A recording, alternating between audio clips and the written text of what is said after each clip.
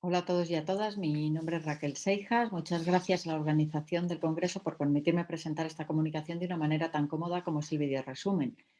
Voy a hablar de los efectos de las narrativas de la seguridad y antimigratorias en las políticas de la Unión Europea y, como ejemplo de los efectos de estas narrativas, utilizaré el nuevo Pacto de Migración y Asilo. El objetivo de este trabajo ha sido examinar si la narrativa de la seguridad y antimigratoria empleada por ciertos sectores políticos y sociales y difundida a través de algunos medios de comunicación ha influido en la toma de decisiones en la política migratoria europea. Me he centrado en explorar cómo las propuestas antimigratorias surgidas de los discursos de partidos políticos europeos de extrema derecha afectan a las decisiones que se toman en la Unión Europea sobre políticas migratorias y de asilo. Las diferencias en la aprobación de medidas políticas y migratorias en la Unión Europea no es algo nuevo. De hecho, la migración y el asilo es uno de los puntos de fricción entre los Estados miembros que dificulta la armonización de la política europea. Es con la llegada de migrantes entre 2015 y 2018, provocada en su mayoría por los conflictos en Siria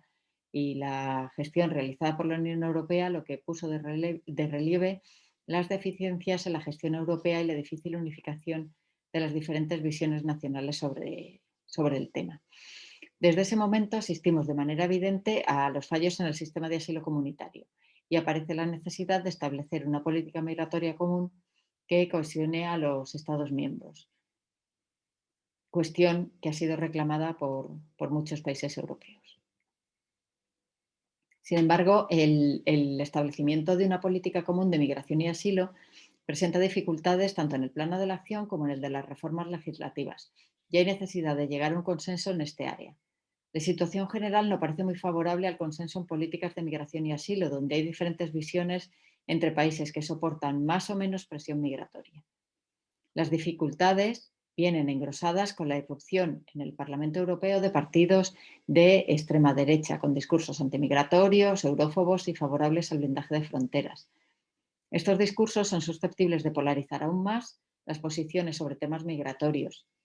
En Europa, el apoyo a la extrema derecha es el mayor en los últimos 30 años y su representación en la Unión Europea, aunque no excesivamente numerosa, aprovecha el sistema proporcional y no mayoritario de los procesos de decisión para extender su presencia. Realmente en España y en otros países de Europa la migración no es el principal problema que preocupa a la ciudadanía, según los diferentes eurobarómetros, pero que estos partidos tengan como línea política una latente hostilidad hacia los migrantes y peticionarios de asilo puede alterar las actitudes de la ciudadanía frente a las migraciones. Unido a estos discursos, la atención mediática sobre las migraciones ha conseguido que los partidos tradicionales se hayan visto presionados y se replanteen sus objetivos políticos. Según Ackerman, los cambios en las políticas migratorias son producto de la interacción entre partidos de extrema derecha y de partidos como algunos de centro derecha que no han incluido las migraciones y el asilo como elemento principal de sus programas, pero que se ven obligados a hacerlo para captar votos, por ejemplo. Pero si la mayoría de los europeos no consideran las migraciones como principal problema y hay poca representación de la extrema derecha en el Parlamento Europeo, ¿qué es lo que ha provocado que la migración y el asilo se sitúe como primera preocupación de algunos partidos y cómo ha podido influir el discurso de estos partidos en las políticas migratorias de la Unión Europea? La respuesta a esta pregunta depende de diversos factores en los que se debería profundizar por separado en estudios posteriores, centrándose en diferentes países europeos para dar respuestas mucho más definitivas a esta cuestión. Tras el estudio realizado, enumeraré algunos de los factores que han podido provocar que partidos políticos problematicen las migraciones y de qué manera puede influir este tipo de discursos de partidos de extrema derecha en las políticas europeas como la creación y el diseño del Pacto de Migración y Asilo. El primer factor es la presencia de partidos de extrema derecha en el Parlamento Europeo, que no es extensa, están en proporción de 81 diputados que podemos calificar de extrema derecha frente a 749 que hay en total en el Parlamento Europeo, pero existe la necesidad de ciertos partidos más tradicionales de captar electorado en la misma línea que sus competidores. Y esto refuerza de alguna manera la presencia del discurso de extrema derecha. Los partidos más tradicionales acaban asumiendo el discurso antimigratorio de los partidos de extrema derecha, viendo que pueden captar muchísimos más electores.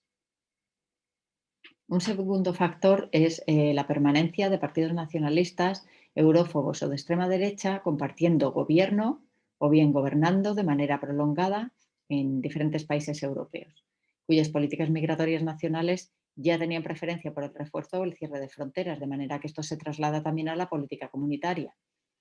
El tercer factor sería que los discursos de la extrema derecha calan en sectores de la población, sobre todo población mayor, aislada de la experiencia migratoria, y aumenta la percepción de que los migrantes y solicitantes de asilo suponen una amenaza a la población mayoritaria. Esta cuestión se recoge desde los gobiernos, que comienzan a elaborar disposiciones para proteger a la ciudadanía. Otro de los factores es asociar migraciones con seguridad, que no es algo propio de partidos de extrema derecha y que ya formaba parte del discurso de la Unión Europea, lo que conlleva a problematizar aún más la migración y el asilo, fomentando políticas de control y de retorno. Todo esto, además, como último factor, puede ser amplificado y difundido por los medios de comunicación y redes sociales, que transmiten la necesidad de securitización a través de un discurso que influirá en cómo la migración es experimentada por las personas que la reciben, reproduciendo ciertas actitudes.